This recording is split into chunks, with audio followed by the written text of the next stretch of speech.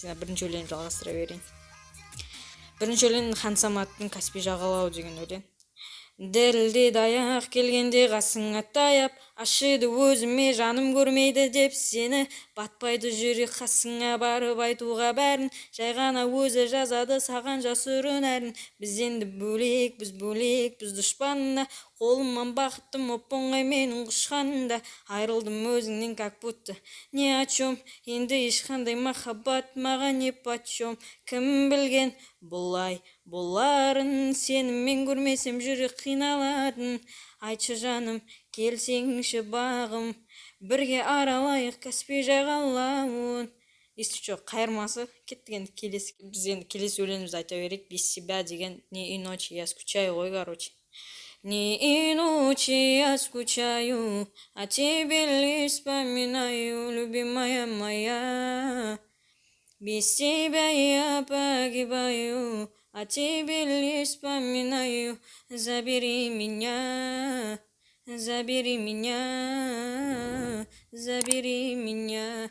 Сағынған жоқпын демеші, уақыт бәріне төреші. Мазасыз күйдемін, шыда сүйгенім. Вот, міне екінші өлең. Сендерге ұнаса осы видеоға лайк басыңдар. Камень деген өлең білетін шығарсыңдар. У камня 6 утра, фотография твоя, горишь воспоминания о тебе. У камня 6 утра, разбитая душа, все твои обещания пустота. У камня 6 утра. Енді осылай енді достар. Егер мен ақ қойын.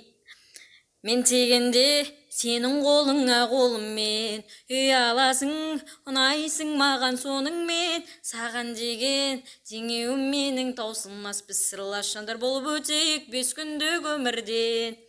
Көңілің кең диапазонындай фортепианоның, үнін көргем дауысындай көне қара домбыраның.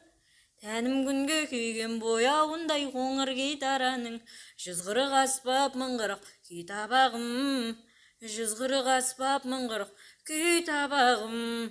Ал достар, егер де сендерге осы видео ұнаса, лайк басып